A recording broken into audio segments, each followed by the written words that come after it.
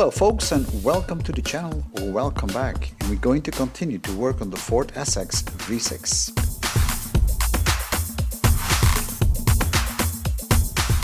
In the past I've made several videos on Weber carburetors, and more specifically the DCOE.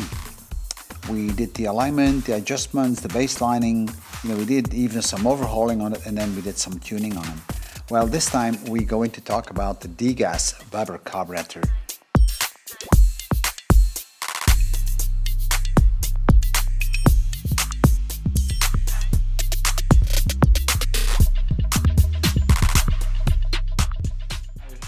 What I have on my right is the original Italian Weber 38 DGAS. On the left I have the Spanish version.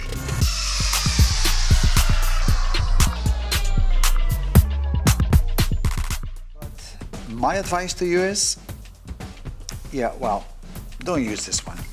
Try to rebuild your old one.